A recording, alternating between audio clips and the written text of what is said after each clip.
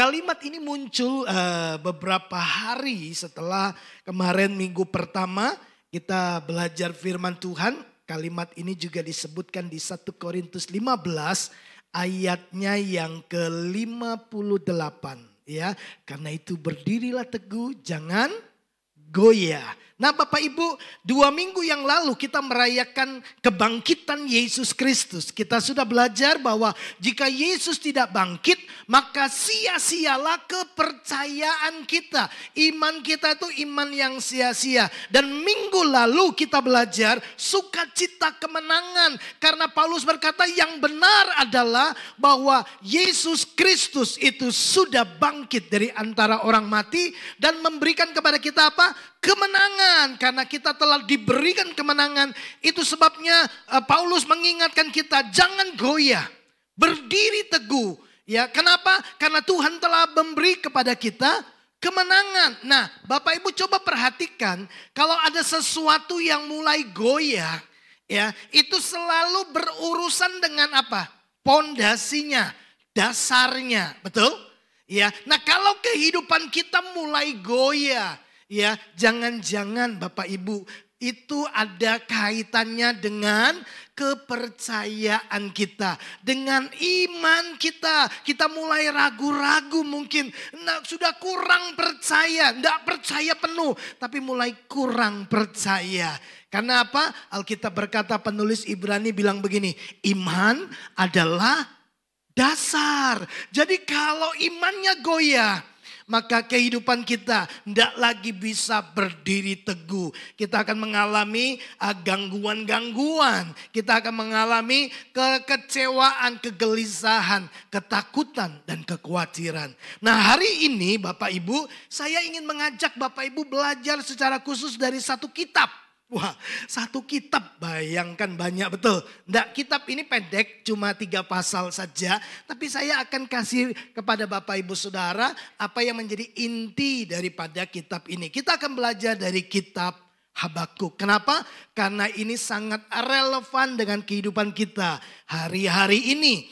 Nah, Bapak Ibu yang dikasih oleh Tuhan, kitab Habakuk, kalau Bapak Ibu lihat di depan, trusting God when you don't understand Him, ya, percaya, tetap percaya sama Tuhan. Sekalipun kita tidak mengerti tentang Tuhan, bagaimana Dia bertindak, bagaimana rencananya, banyak hal yang kita tidak paham tentang apa yang Tuhan lakukan. Tapi kitab Habakuk mengingatkan kita tetap percaya kepada Tuhan. Kenapa? Karena kitab Habakuk ini Bapak Ibu adalah sebuah kitab yang memberikan kepada kita sebuah pembelajaran yang sangat penting.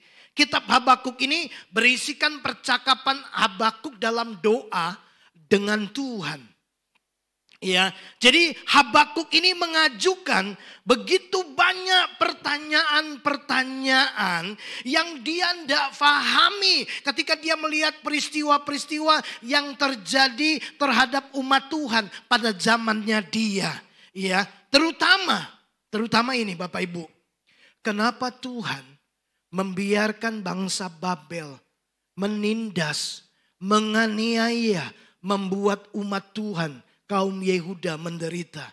Ya, dia tidak mengerti kenapa Tuhan melakukan itu. Kenapa Tuhan seolah-olah membuat pembiaran sehingga umat Tuhan menderita. Ya, Tuhan seolah-olah tidak bertindak apa-apa.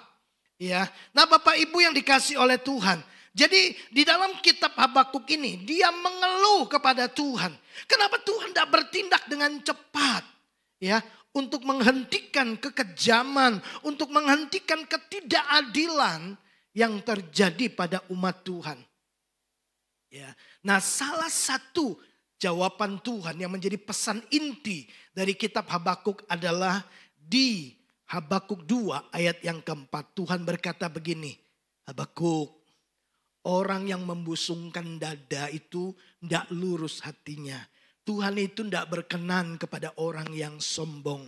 Tetapi dikatakan bahwa orang benar akan hidup oleh percayanya. Ini salah satu pesan yang Tuhan sedang sampaikan kepada Habakuk bahwa orang benar itu akan hidup oleh kepercayaannya. Nah, kitab Habakuk ini Bapak Ibu, ini contoh yang baik. Bagaimana kemudian nanti kalau Bapak Ibu pulang ke rumah baca ya. Dari pasal pertama sampai pasal yang ketiga. Tidak banyak ya.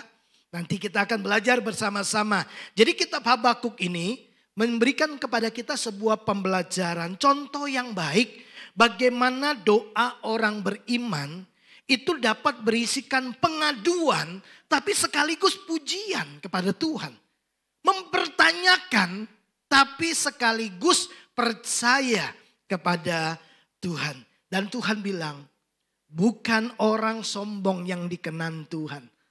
Tapi orang yang hidup karena iman, karena percayanya. Tahukah Bapak Ibu, iman itu diuji melalui masa-masa sulit. Betul? Kalau masa-masa tenang, masa-masa menyenangkan, itu saya percaya semua orang gampang sekali berkata Tuhan itu baik. Gampang sekali bersyukur, ya. Tapi di masa-masa sulit, disitulah kemudian kita menemukan kualitas kepercayaan kita, iman kita yang sejati. Nah, Habakuk kemudian menunjukkan kepada saudara dan saya betapa pentingnya tetap bersyukur dan mempercayai Tuhan sebagai satu-satunya sumber pengharapan yang teguh. Hari ini saya mengajak Bapak Ibu untuk belajar dari Nabi Habakuk. Bagaimana kita bisa tetap mempercayai Tuhan.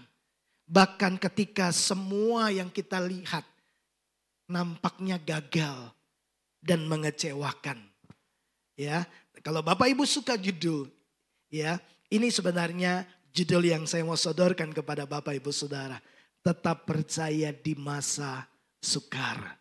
Ya, kalau kita bisa berdiri teguh, tidak goyah, itu artinya Bapak Ibu tetap percaya bahkan di masa-masa yang sulit sekalipun. Di masa-masa kita melihat seolah-olah banyak hal yang mengecewakan dan kelihatannya tidak berhasil dari apa yang kita kerjakan.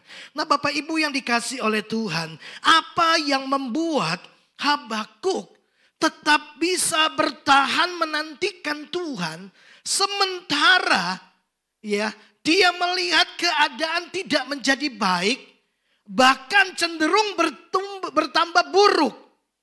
Apa yang membuat dia bisa bertahan menantikan pertolongan Tuhan?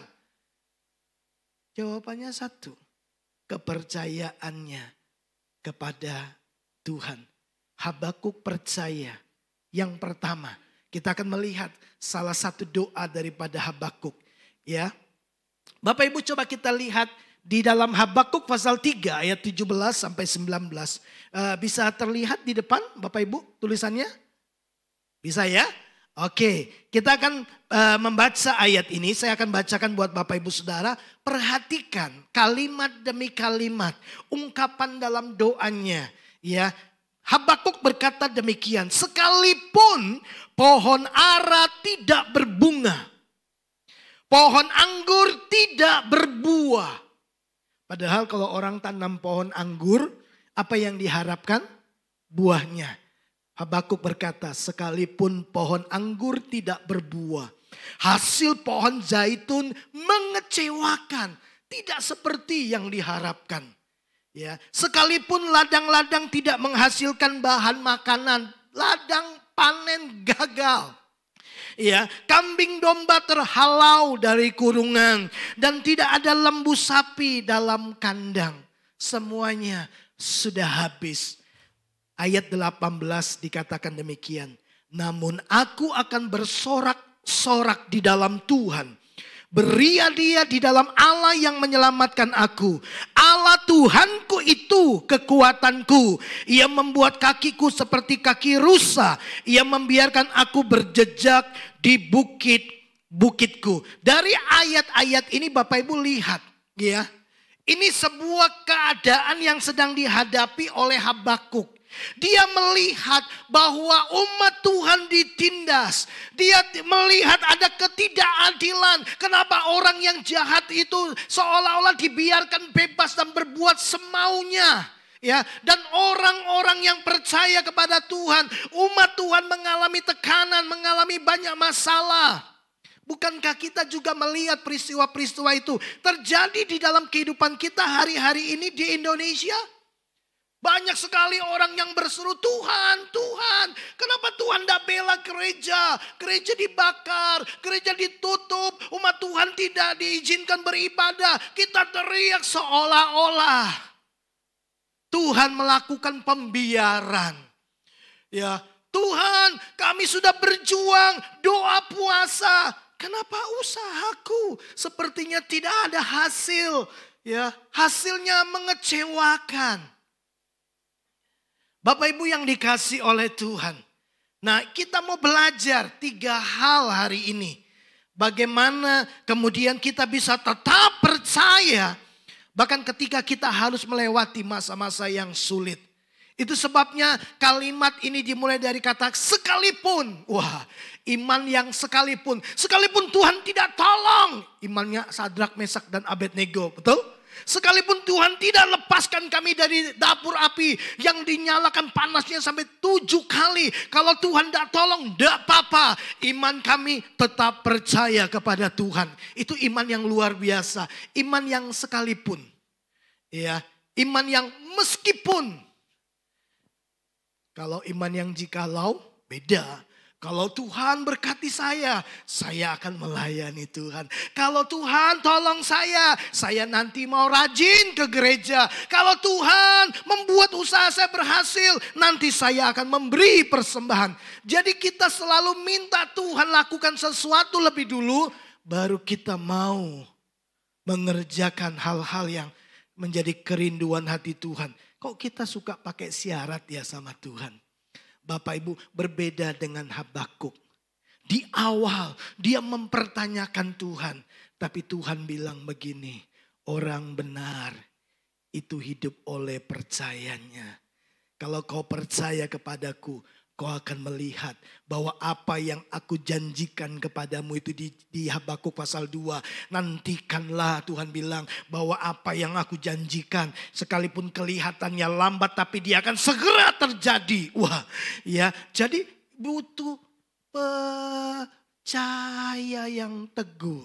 Amin. Nah, Bapak Ibu, kepercayaannya kepada Tuhanlah yang membuat dia bisa bertahan. Ia menanti-nantikan janji Tuhan digenapi dalam hidupnya. Bahkan ketika dia melihat keadaan tidak bertambah baik. Bahkan cenderung menjadi lebih buruk dan mengecewakan. Rahasianya adalah orang benar hidup oleh percayanya. Yang pertama, melalui Habakuk kita belajar bahwa Habakuk percaya ya, bahwa Tuhanlah sumber sukacitanya. Tuhanlah yang menjadi sumber sukacitanya. Di ayat yang ke-18 dia berkata, ya di ayat 17, sekalipun semuanya tidak menyenangkan, sekalipun semuanya terlihat gagal, mengecewakan, tidak ada keuntungan, berat untuk dijalani kehidupan ini, seperti yang tidak ada pertolongan, tidak nampak ada tanda-tanda pemulihan, aku tetap bersukacita dalam Tuhan. Nah, Habakuk percaya Bapak Ibu bahwa Tuhanlah sumber sukacitanya. Bukan keadaan yang berubah yang kemudian menjadi sumber sukacitanya. Ketika diberkati kita bersukacita. Ketika tidak diberkati kita mulai mengeluh. Itu bukan sumber yang kemudian menjadi keyakinan daripada Habakuk. Bapak Ibu yang dikasih oleh Tuhan, ayat 18 dia berkata, namun aku akan bersorak-sorak di dalam Tuhan, beria-ria di dalam Allah. Bapak Ibu yang dikasih oleh Tuhan, sebenarnya Habakuk memiliki banyak alasan untuk mengeluh dan bersungut-sungut. Karena keadaan buruk yang sedang terjadi. Yang dia katakan tadi. Sekalipun pohon ara tidak berbunga. Pohon anggur tidak berbuah. Hasil pohon zaitun mengecewakan. kambing, lembu, domba sudah terhalau, sudah nggak ada lagi di kandang, sudah nggak ada lagi sepertinya pengharapan. Dia berkata, itu tidak mengganggu sukacitaku. Aku memutuskan karena aku tahu sumber sukacitaku adalah Tuhan, bukan yang lain. Nah, Bapak Ibu yang dikasih oleh Tuhan, sebenarnya dia punya banyak alasan untuk mengeluh. Di awal-awal dia mempertanyakan Tuhan. Tapi kemudian dalam doanya dia kemudian menemukan bahwa orang benar, kata Tuhan, hidup oleh percayanya. Nah, di tengah kegalauan dan keputusasaan yang dialami oleh Habakuk, puji Tuhan, Habakuk datang kepada sumber yang tepat. Siapa? Tuhan sendiri. Bapak Ibu, hati-hati kalau kita dalam keadaan yang berat, ya, dalam keadaan yang sulit, dalam keadaan tekanan. Bapak Ibu jangan salah mencari nasihat. Amin. Ya, kalau kita ketemu sama orang-orang yang gagal, ya, kita gagal datang kepada orang yang gagal. Bapak Ibu, kita akan kemudian bukan mendapatkan semangat. Malah kita kemudian akan bilang, memang ya lebaran tahun ini memang lebih sepi dari tahun yang kemarin. Nggak tambah semangat kan Bapak Ibu? Ya, masih enak tahun kemarin. Beberapa hari yang lalu saya telepon seseorang. Ya, dia bilang, aduh Pak, saya udah janji sama Pak Hensan. Tapi aduh lebaran tahun ini sepi Pak, di luar prediksi gitu. Loh, saya ketemu banyak orang dan berkata begini, tahun ini memang lebih sepi dari tahun yang kemarin. Ya. Nah, kalau kita ketemu sama-sama pedagang yang kemudian mengeluh, tambah sepi ya, tambah sepi ya. Bapak Ibu, maka kita kemudian akan melihat peristiwa itu sebagai peristiwa yang tidak membuat kita bersuka cita. Tapi kalau Bapak Ibu datang kepada anak Tuhan yang sungguh-sungguh percaya bahwa sumber sukacitanya adalah Tuhan. Dia akan berkata, tapi masih bisa makan minum kan? Tuh. Semua yang kamu butuhkan tercukupi kan? Iya. Apa kamu tidak lihat bahwa Tuhan memberkati hidupmu? Loh, Bapak Ibu di tengah, iya ya. Kenapa saya bersungut-sungut? Ya, tetap ada pelanggan walaupun mungkin jumlahnya tidak banyak. Ya, kok tidak banyak? Nah, mungkin Tuhan kemudian mengirimkan berkat itu kepada orang yang jauh lebih membutuhkan daripada kita. Kita nggak tahu. Tapi yang kita tahu bahwa sumber sukacita kita itu adalah Tuhan. Bukan karena toko rame kita bersuka cita. Dan toko sepi kita kemudian menjadi sedih dan menjadi tidak lagi memiliki damai sejahtera. Itu tandanya ya Bapak Ibu bahwa sukacita kita itu bersumber dari apa yang diberikan oleh dunia. Yesus bilang damai sejahtera yang kuberikan kepadamu tidak sama dengan damai sejahtera yang diberikan dunia. Bapak Ibu, sukacita dunia itu sangat dipengaruhi oleh apa yang di sekitarnya. Kalau yang di sekitarnya menyenangkan, dia bersukacita. Kalau yang di sekitar tidak menyenangkan, dia tidak bersukacita. Sukacita kita adalah Tuhan. Amin. Habakuk berkata, sekalipun semuanya tidak menyenangkan, sekalipun semuanya mengecewakan, aku tetap bersukacita. Karena sukacitaku sumbernya adalah Tuhan yang tidak pernah berubah. Bapak Ibu coba lihat. Kita akan lihat dua tokoh ini. Ya, yang pertama adalah Hana. Kalau Bapak Ibu baca di dalam 1 Samuel pasal yang kedua ayat yang pertama. Hana kemudian berkata, ini doanya. Dia berkata bahwa hatiku bersukacita karena Tuhan. Kita tahu Hana. Dia datang kepada Nabi Eli, Imam Eli. Ya, datang beribadah, datang ke bait Allah dengan hati yang hancur karena dia seringkali ditindas oleh Penina. Ya, istri kedua dari Elkanah. Nah, Hana menangis gitu, Tuhan, aku kok enggak punya anak gitu. Ya. Nah, ketika Tuhan menjawab doanya, dia berkata begini, aku tuh bersukacita bukan karena aku dapat anak. Aku bersukacita karena Tuhan.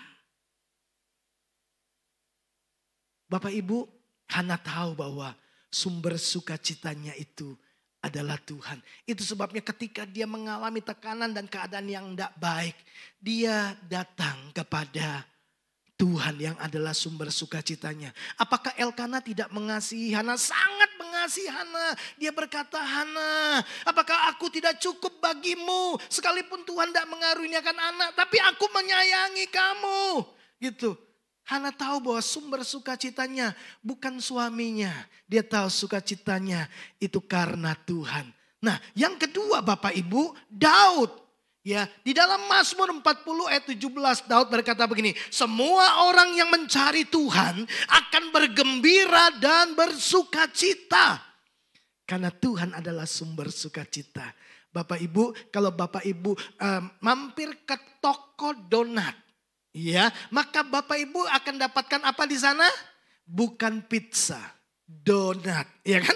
Namanya juga toko donat, gitu kan? Nah, kalau Tuhan itu sumber sukacita, Bapak Ibu datang kepada Tuhan, Bapak Ibu akan menemukan sukacita di dalam Tuhan. Itu sebabnya waktu Habakuk menghampiri Tuhan, datang kepada Tuhan, dia tahu gini, sumber sukacitaku bukan keadaan dipulihkan, bukan ekonomi kemudian menjadi lebih baik, bukan musuh dikalahkan, tapi sukacitaku itu karena Tuhan. Bukan karena yang lain. Bagaimana dengan Paulus? Paulus kita tahu bagaimana perjuangannya akan Injil. Ya, dia dianiaya, didera, dilempari batu, berkali-kali mengalami karam kapal, berhadapan dengan binatang buas karena Injil. Lalu dia berkata begini, bersukacitalah di dalam Tuhan. Sekali lagi kukatakan, bersukacitalah. Loh, bayangkan menghadapi keadaan yang berat, dia tetap bisa bersukacita. Pernah baca, dicatat di dalam Kisah Rasul, ketika Paulus dan Silas ditangkap setelah didera, ya, setelah dicambuki banyak luka-luka di tubuhnya, diborgol, dipasung, dimasukkan di tempat yang paling gelap di tengah-tengah. Di tengah malam ketika rasa sakit itu datang menghampiri, apa yang dilakukan oleh Paulus dan Silas? Mereka memuji Tuhan. Bapak Ibu, karena mereka tahu dalam keadaan apapun sukacita mereka itu karena Tuhan. Amin. Jadi Bapak Ibu, saya tidak tahu apa yang sedang kita hadapi hari-hari ini. Kita tidak bisa menentukan atau mengendalikan keadaan di sekitar kita. Atau apa yang akan kita hadapi, kita nggak bisa menentukan itu. Sesulit dan seberat apapun masalah yang kita hadapi hari-hari ini. Kita harus tetap percaya bahwa Tuhan pegang kendali atas semuanya. Amin. Bahwa sekalipun keadaan sepertinya tidak menguntungkan, sukacita dan ketenangan hidup kita itu datang daripada Tuhan yang mengasihi kita. Dia sumber sukacita kita. Yang kedua Bapak Ibu, kita belajar dari Habakuk bagaimana dia bisa bertahan sementara keadaan tidak terlihat menjadi lebih baik, bahkan cenderung menjadi buruk. Itu karena dia percaya bahwa Tuhanlah sumber keselamatannya. Ya, di ayat yang ke-18 tadi, Habakuk berkata, namun aku akan bersorak-sorak di dalam Tuhan, beria-ria di dalam Allah yang menyelamatkan aku. Aku akan beria-ria di dalam Tuhan yang menyelamatkan aku.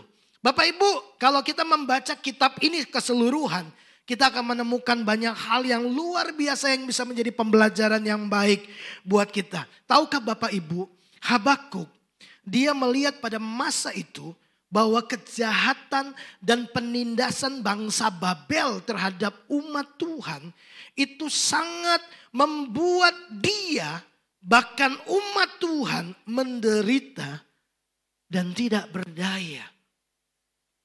Kenapa? Karena bangsa Babel ini sangat kejam dan beringas Bapak Ibu. Jahat, kejam. Ya, dengan keadaan seperti itu, mereka tidak mungkin bisa selamat dari kekejaman musuh yang sombong. Lalu Tuhan menguatkan kepercayaan Habakuk. Seperti yang kita baca tadi di dalam Habakuk 2 ayat yang keempat. Tuhan bilang gini, orang yang sombong akan hancur. tetapi orang yang percaya akan hidup dan diselamatkan. Nah, Bapak Ibu, Habakuk percaya bahwa penyelamatan atas bangsanya itu datang dari Tuhan. Ya, bukan dari banyaknya pasukan, bukan datang dari peralatan perang yang memadai, bukan. Habakuk percaya bahwa penyelamatnya itu adalah Tuhan sendiri. Di Habakuk pasal yang ketiga ayat yang pertama sampai ayat yang ke-6 waktu Bapak Ibu baca. Dalam doanya Habakuk itu kemudian mengingat kembali penyelamatan-penyelamatan yang Tuhan lakukan di masa-masa yang lampau. Dia mengingat kembali bagaimana Tuhan membela umatnya. Ya, nah Habakuk percaya di masa yang akan datang pun Tuhan akan menyelamatkan umatnya yang percaya kepadanya. Jadi Habakuk percaya dulu, sekarang, dan yang akan datang. Tuhanlah penyelamatnya. Tuhan yang akan menyelamatkan umatnya. Itu sebabnya dia tetap percaya sekalipun ada di masa-masa yang berat, dalam tekanan, dalam penderitaan. Dia tahu Tuhan akan melakukan penyelamatan. Pertolongan itu datang daripada Tuhan. Pemazmur menuliskan, di dalam Mazmur dikatakan, dari manakah datangnya pertolonganku? Aku melayangkan mataku ke gunung-gunung, dari manakah datangnya pertolonganku? Pertolonganku ialah datang dari Allah, Allah Israel. Nah, Bapak Ibu, pemazmur tahu bahwa pertolongannya tidak datang dari manusia, tidak datang dari kerajaan-kerajaan yang besar. Pertolongan bagi umat Tuhan, bagi orang percaya itu datang dari Tuhan sendiri. Nah, hari ini saya mengajak Bapak Ibu Saudara. Saya percaya setiap kita adalah orang yang percaya kepada Tuhan. Amin. Kita percaya Yesus juru selamat kita, betul? Dia Tuhan, tapi dia juga juru selamat. Dia yang sangat ahli, ya, menyelamatkan kita dalam berbagai macam situasi. Tapi pertanyaannya sederhana Bapak Ibu. Percaya kepada Yesus pada satu kesempatan itu bukanlah iman. Iman sejati adalah mempercayai Yesus terus menerus. Apapun yang terjadi, musim apapun yang kita lalui, iman seharusnya tetap mempercayai Tuhan. Tidak dipengaruhi oleh situasi, tidak dipengaruhi oleh keadaan, tidak dipengaruhi oleh apa yang sedang kita lihat. Iman yang sejati tetap percaya Tuhan setia, Dia penyelamatku, pertolonganku adalah datang daripada Tuhan. Nah, Bapak Ibu yang dikasih oleh Tuhan, coba kita lihat satu ayat. Saya suka sekali waktu Daud mengungkapkan ini. Ya, di dalam Mazmur 62 ayat yang ke-6 sampai dengan ayat yang ke-8 dikatakan demikian, hanya pada Allah saja, tidak kepada yang lain. Hanya pada Allah saja kiranya aku tenang, sebab daripadanya lah harapanku. Hanya Dialah gunung batuku dan keselamatanku. Kota bentengku, aku tidak akan goyah. Pada Allah ada keselamatanku dan kemuliaanku. Gunung batu kekuatanku, tempat perlindunganku ialah Allah. Daud berulang-ulang menekankan bahwa pertolonganku, keselamatanku yang membuat aku tidak goyah adalah Tuhan saja. Tidak ada yang lain. Kalau bilang hanya pada Allah saja, jadi nggak ada plus yang lain. Ya, aku percaya kepada Tuhan, sekaligus kita percaya juga bahwa sumber penyelamat kita adalah uang yang banyak. Relasi yang punya jabatan yang tinggi. Bapak Ibu enggak. Ya. Daud berkata, pertolonganku, penyelamatku hanya pada Allah saja. Bahwa tempat perlindunganku yang menjamin aku tetap aman dan selamat, itu Tuhan. Bapak Ibu yang dikasih oleh Tuhan. Kepada siapa kita menaruh seluruh pengharapan kita? Kepada siapa kita mempercayakan seluruh hidup kita? Belajar dari Habakuk. Dia tahu Tuhan itu sumber dari semuanya. Sumber sukacitanya. Yang kedua, sumber keselamatan daripadanya. Karena itu Bapak Ibu, jangan takut, jangan gentar ketika kita menghadapi berbagai macam persoalan yang semakin berat. Percaya Tuhan tempat perlindungan kita. Amin. Tuhan sumber penyelamatan kita. Kenapa? Karena Dia menyertai kita senantiasa. Ya, Dia berkata kepada Yosua, jangan takut dan jangan tawar hati. Seperti aku menyertai Musa, aku juga akan menyertai engkau. Jaminan keselamatan kita, jaminan rasa aman kita. Bukan pada uang kita, bukan pada posisi. Tapi pada Tuhan yang tidak pernah berubah. Tuhan yang tidak pernah gagal. Tuhan yang adalah penyelamat kita yang tangguh. Yang tidak terkalahkan. Bapak Ibu, Habakuk bisa tetap bertahan di masa-masa yang sulit. Karena percayanya, dia percaya Tuhan sumber sukacita. Yang kedua, dia percaya Tuhanlah sumber keselamatannya. Dan yang terakhir Bapak Ibu, ya dari ayat yang kita baca, ayat yang ke-19. Ya, setelah dia berkata sekalipun, dia berkata yang ketiga, Tuhanlah sumber kekuatannya. Dia percaya Tuhanlah sumber kekuatannya. Ayat yang ke-19. Ini doanya. Allah Tuhanku itu kekuatanku. Ia membuat kakiku seperti kaki rusa. Ia membiarkan aku berjejak di bukit-bukitku. Bapak Ibu harus tahu bahwa bangsa Babel yang menindas Yehuda adalah bangsa yang kuat pada masa itu. Bangsa yang kuat, jahat, kejam dan menakutkan bagi bangsa-bangsa lain. Nah, sementara umat Tuhan, kaum Yehuda tidak memiliki kekuatan untuk melepaskan diri dari bangsa Babel. Mereka tidak berdaya, tidak punya kekuatan untuk bisa membela dirinya, untuk melepaskan mereka dari cengkeraman kekuasaan daripada bangsa Babel.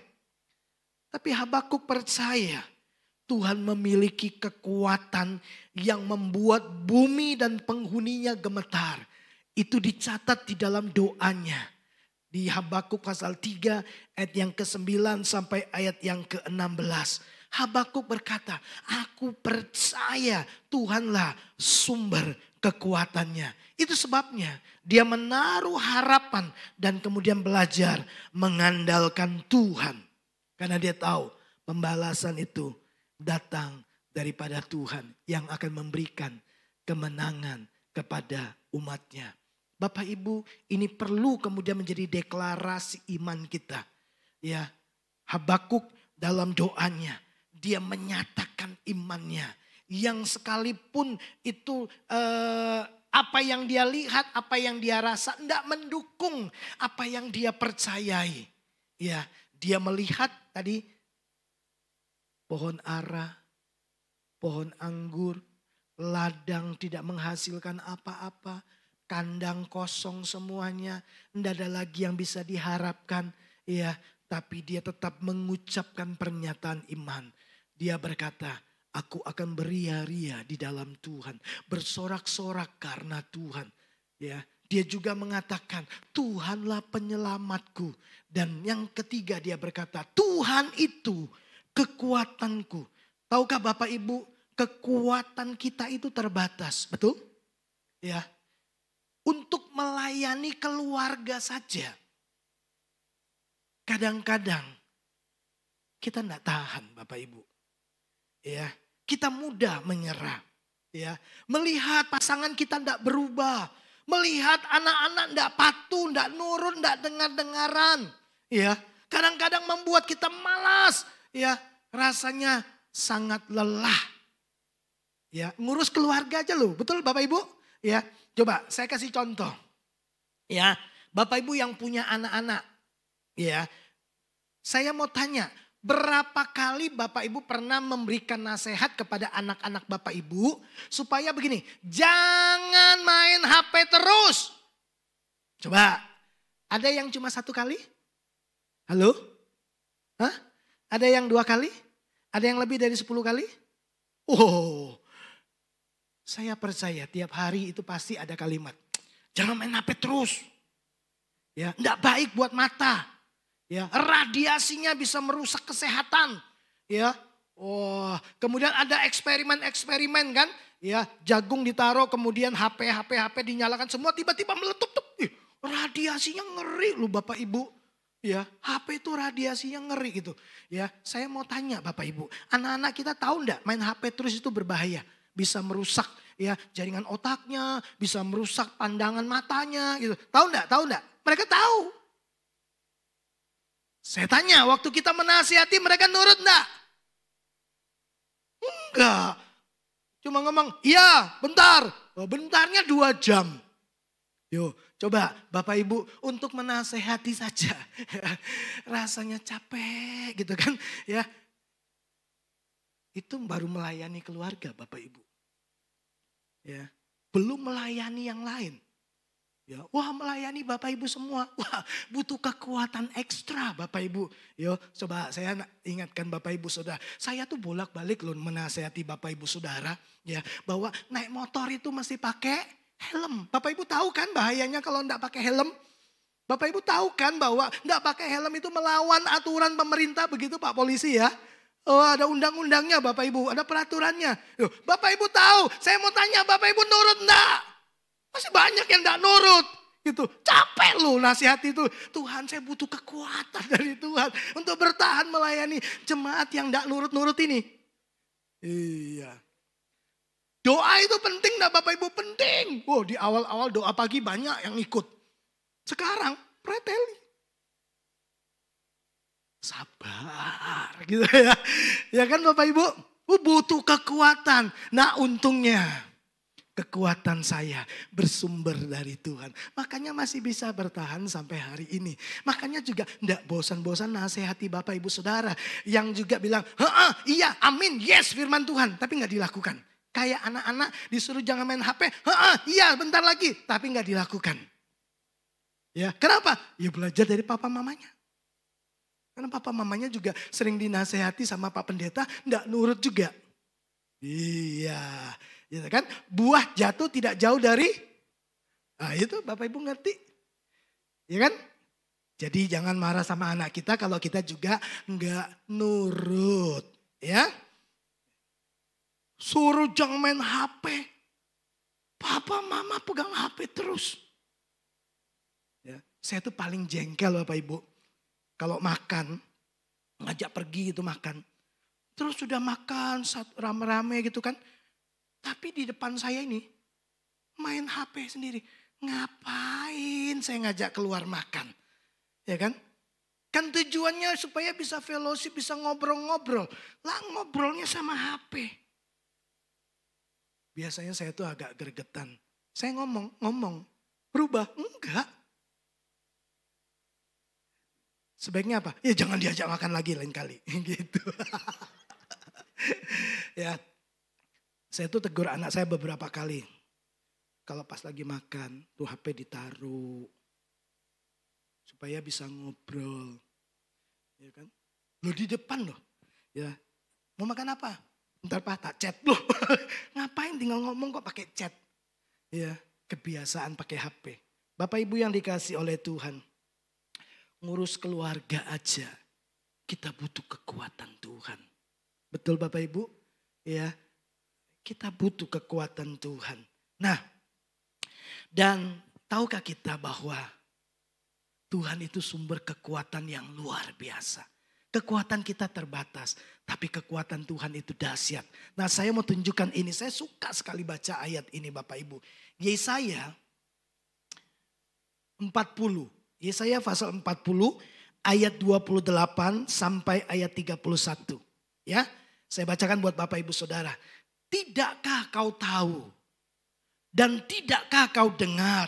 Tuhan ialah Allah kekal yang menciptakan bumi dari ujung ke ujung. Wah, Bapak Ibu percaya Tuhan yang menciptakan semua alam semesta ini? Dari ujung ke ujung dia menciptakannya. Ya, ia tidak menjadi lelah dan tidak menjadi lesu. Ngurusi kita yang bebal ini juga Bapak Ibu. Tuhan itu tidak pernah menyerah dengan kita. Ya, Tuhan itu tidak pernah merasa lelah, capek. Males saya ngurusi GBI Duta Kerajaan.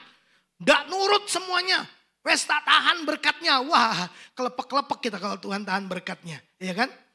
Tuhan itu kesabarannya luar biasa. Kekuatannya juga luar biasa. Nah, dikatakan ia tidak menjadi lelah, berarti kuat kan? Dia tidak menjadi lesu, kuat banget. Tidak terduga pengertiannya. Ayat 29. Dia memberikan kekuatan kepada yang lelah dan menambah semangat kepada yang tidak berdaya. Wow. Kekuatan yang tidak kenal lelah, kekuatan yang tidak kenal lesu, kekuatan itu mau diberikan kepada kita. Ya, kita yang kekuatannya gampang lelah, gampang lesu. Coba ya, Yesaya menggambarkan di ayat 30. Orang-orang muda, itu kan gambaran orang-orang yang kuat, cepat, ya kan, tangkas gitu kan. Bergeraknya leluasa gitu.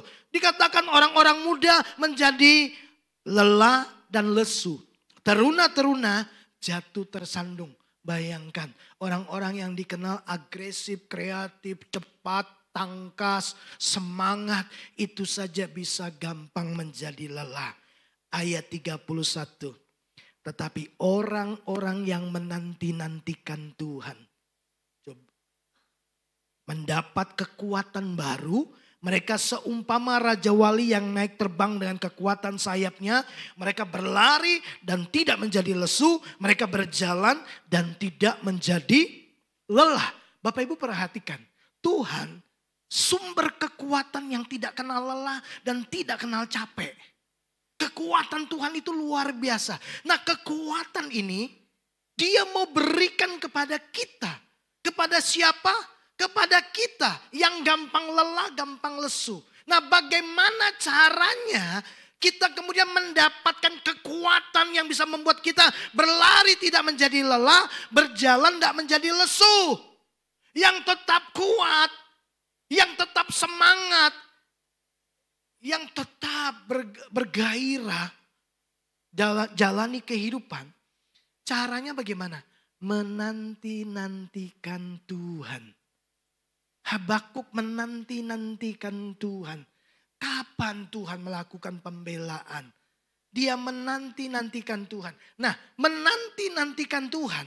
Bapak Ibu, kata menanti-nantikan Tuhan. Bukankah itu digerakkan oleh sebuah sikap yang percaya kepada Tuhan. Kalau kita tidak percaya, kita tidak tunggu. Betul Bapak Ibu?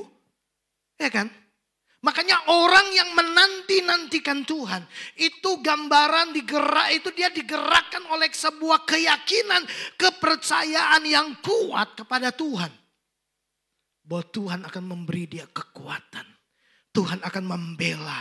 Tuhan akan menyelamatkan. Tuhan sumber sukacita kita.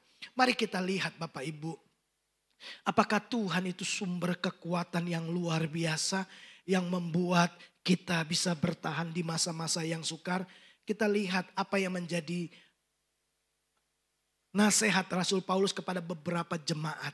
Kita lihat yang pertama Bapak Ibu. 1 Korintus pasal yang kedua. Ayat yang kelima. Paulus bilang begini. Supaya iman kamu jangan bergantung pada hikmat manusia. Tetapi pada kekuatan Allah. Kita ini seringkali pakai cara kita. Pakai hikmat kita. Pakai pengalaman kita, pakai kekuatan kita. Itu sebabnya berkali-kali kita mengalami kegagalan, kekecewaan. Tapi Paulus menasihatkan, mari bergantung pada kekuatan Tuhan. Seperti dia menjalani kehidupan seperti itu. Kepada jemaat di Filipi 3:14 Paulus bilang begini, segala perkara dapat kutanggung di dalam Dia yang memberi kekuatan kepadaku. Baca histori tentang Rasul Paulus. Perjuangannya yang luar biasa. Dia berkata begini, segala perkara aku bisa tanggung semuanya. Bukan karena aku kuat, tapi karena Kristus yang memberi aku kekuatan. Aku lemah, tapi aku kuat. Karena kekuatan itu bersumber dari Tuhan. Itu yang membuat dia bisa melewati semuanya, Bapak Ibu. Paulus berkata, bukan karena aku, tapi karena Tuhan yang kasih aku kekuatan. Aku bisa mencapai garis akhir. Nah, kepada jemaat di Efesus, dia memberikan pesan. Akhirnya, hendaklah kamu kuat di dalam Tuhan, di dalam kekuatan kuasanya. Karena Tuhan sumber kekuatan kita. Kalau Bapak Ibu nempel sama Tuhan, andalkan Tuhan, Bapak Ibu akan melihat kita bisa melewati semua musim kehidupan kita. Bahkan hal-hal yang berat sekalipun kita akan tahu gini, aku bisa lewati semua bersama-sama dengan Tuhan. Dari ayat yang kita baca tadi, Habakuk 3 ayat 17, 18, 19. Di ayat yang ke-17, sekalipun pohon ara tidak berbunga, pohon anggur tidak berbuah, pohon zaitun mengecewakan, ladang tidak menghasilkan tanaman, kambing domba terhalau dari kandang, tidak ada lagi lembu sapi di dalam kandang. Bapak Ibu, dari sini kita tahu semua yang ada di dalam dunia bisa berubah kapanpun. Keadaan tidak menentu. Manusia bisa mengecewakan. Bisnis bisa gagal. Orang yang kita anggap baik bisa menyakiti kita. Semua yang ada di sekitar kita bisa mengecewakan kita. Tapi ayat 18 dan ayat 19 tiba-tiba Habakuk menyatakan deklarasi iman percayanya. Karena dia tahu orang benar hidup oleh percayanya. Yang pertama dia percaya, Tuhanlah sukacitaku. Tuhan sumber sukacitaku. Karena itu aku akan bersorak-sorai. Tuhan adalah sumber keselamatanku. Karena itu aku tidak perlu takut dan gentar. Pertolonganku itu datangnya dari Tuhan. Bukan dari manusia, bukan dari relasi, bukan dari uang yang banyak. Pertolonganku, penyelamatku adalah Tuhan sendiri. Dan yang terakhir dia berkata, aku bisa bertahan sampai akhir. Bahkan Paulus juga berkata, aku bisa sampai garis akhir dan melewati semua musim kehidupan yang berubah-ubah. Yang dunia tidak bisa janjikan apapun kepada dia. Dia berkata, karena Tuhan adalah sumber kekuatanku. Aku bisa tanggung semuanya karena Kristus memberi aku kekuatan. Itu sebabnya pesannya Paulus kepada kita. Akhirnya, hendaklah engkau kuat di dalam kekuatan Tuhan. Kita sedang ada di dalam dunia yang terus bergejolak. Kita sedang ada di dalam dunia yang sedang menuju kepada kehancurannya. Yang Alkitab katakan kejahatan akan bertambah-tambah. Kita ada di dalam sebuah negara yang mayoritas bukan orang-orang yang mendukung kita. Betul? Apapun bisa terjadi. Kita nggak tahu bagaimana 4, 5, 10 tahun yang ke depan. Siapa pemimpin bangsa ini berikutnya. Kita nggak ada yang tahu. Apapun bisa terjadi kepada umat Tuhan. Tapi yang harus kita ingat. Orang benar hidup oleh percayanya. Dia percaya sukacitaku itu datang dari Tuhan. Penyelamatan itu datang dari Tuhan. Kekuatan Tuhan itu kekuatan tanpa batas. Yang membuat kita bisa melewati semuanya. Di tengah situasi yang tidak menentu dan yang semakin jahat ini. Kepada siapa Bapak Ibu mempercayakan kehidupan dan masa depanmu? Siapa yang kita andalkan ketika keadaan semakin sulit dan semakin berat? Tuhan? Kekuasaan dan kekayaan? Manusia? Atau kekuatan kita? Belajar dari Habakuk. Dia percaya Tuhan sumber segala sesuatunya. Sumber sukacita, sumber keselamatan, dan sumber kekuatan. Kiranya Tuhan menolong setiap kita untuk tetap kuat, tetap percaya di masa-masa yang sukar ini. Tuhan memberkati kita. Mari Bapak Ibu, kita bangkit berdiri bersama-sama.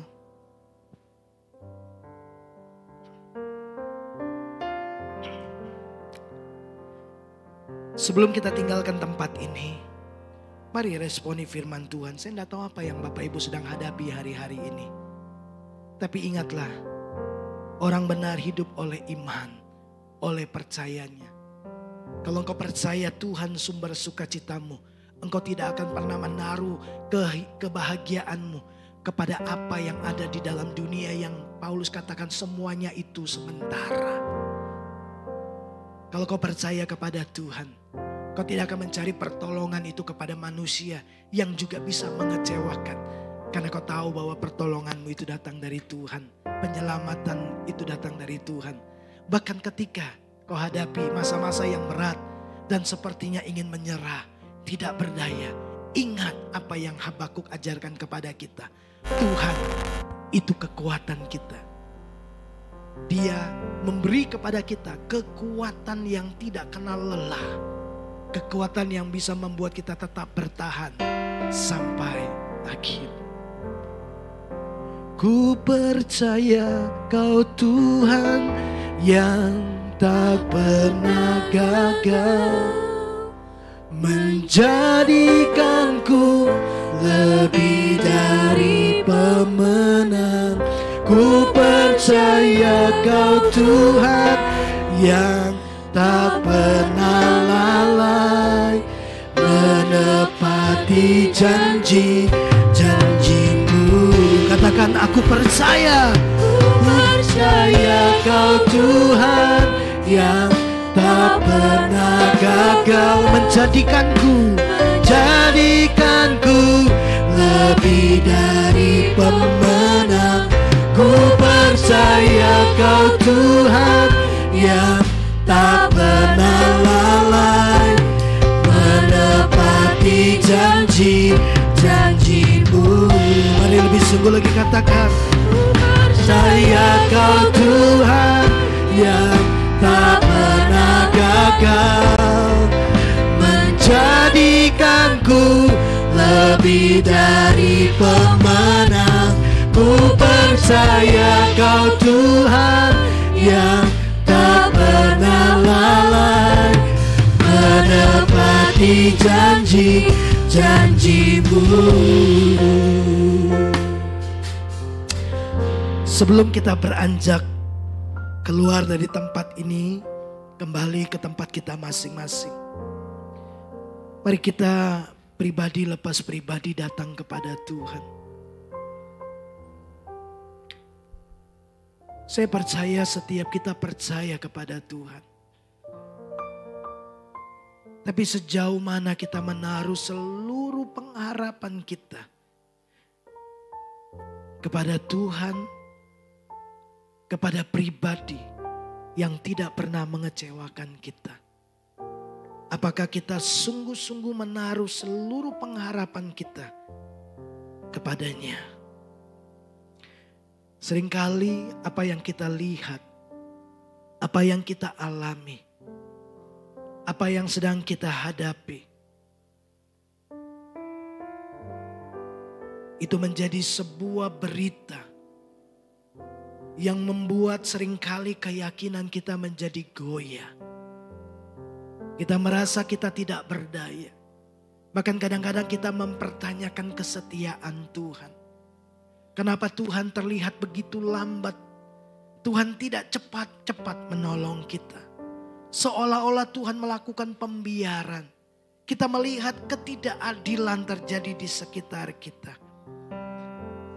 Tapi hari ini waktu kita belajar dari kitab Habakuk, dia mengalami situasi yang sama. Pada awalnya dia mengeluh, dia mempertanyakan Tuhan. Tapi ketika dia datang kepada Tuhan, menanti-nantikan Tuhan, di situ dia belajar percaya. Di situ dia berjumpa dengan Tuhan yang mengingatkan kepada Habakuk bahwa orang benar hidup oleh percayanya. Hari ini mari keluar dari tempat ini, kembali ke rumah kita masing-masing. Kita pulang dengan sebuah keyakinan yang kuat bahwa Tuhanlah sumber sukacita kita, bukan yang lain. Keadaan boleh menjadi lebih buruk, keadaan boleh mengecewakan, tapi Tuhan tidak pernah mengecewakan kita. Itu sebabnya kita membuat keputusan untuk bersorak-sorai, beria-ria di dalam Tuhan yang adalah sumber sukacita kita. Bukan hanya itu, Dia penyelamat kita. Dia sumber keselamatan bagi kita. Dia sumber kekuatan yang bisa membuat kita tetap berjalan tanpa menjadi lelah. Berlari tidak menjadi lesu. Karena kekuatan Tuhan, kekuatan yang tidak terbatas, itu ada di dalam kita. Bapa di surga, kami bersyukur, kami berterima kasih buat janji Tuhan, buat kesetiaan Tuhan, buat kasih sayang Tuhan, buat penyertaan Tuhan, buat kehadiran Tuhan dalam hidup kami. Bahwa Tuhan sekali-kali tidak pernah meninggalkan kami. Dalam situasi yang berat seperti apapun, kami percaya Tuhan setia. Kami percaya Tuhan sumber sukacita kami, sumber keselamatan dan sumber kekuatan kami. Yang kepadanya kami menaruh seluruh harapan kami dan kehidupan kami. Dan kami tahu pembelaan Tuhan nyata atas setiap kehidupan kami. Tuhanlah jawaban dari semua pergumulan kami. Kami bersyukur buat firman-Mu. Kami bersyukur buat ibadah kami pagi hari ini. Tuhan memberkati ibadah kami. Tuhan, Engkau yang memberikan kepada kami janji kemenangan-Mu buat setiap kami. Bahwa Tuhan, Engkau telah memberikan kemenangan. Dan Kau tidak pernah gagal menjadikan kami orang-orang yang lebih daripada pemenang. Kiranya Tuhan dipermuliakan lewat ibadah kami pagi hari ini. Bagi-Mu segala kemuliaan dan hormat. Terima kasih Bapa di surga. Mari Bapak Ibu arahkan hatimu, tadakan tanganmu di hadapan Tuhan. Tuhan memberkati dan melindungi engkau. Ia menyinari engkau dengan wajahnya dan memberikan kepadamu kasih karunia demi kasih karunia dari kepenuhan Yesus Kristus Tuhan kita. Ia menghadapkan wajahnya kepadamu dan memberikan kepadamu damai sejahtera, sukacita, kekuatan ilahi yang akan mengawal perjalanan hidupmu dari satu kemenangan kepada kemenangan lainnya. Terimalah berkat Abraham, Ishak dan Yakub. Berkat yang disempurnakan dalam Kristus Yesus Tuhan kita. Mulai hari ini sampai Maranatha, Tuhan Yesus datang kembali. Bahkan sampai selama-lamanya. Setiap kita yang percaya diberkati Tuhan. Mari sama-sama katakan amin. Selamat hari Minggu. Tuhan Yesus memberkati kita semua. Shalom jemaat.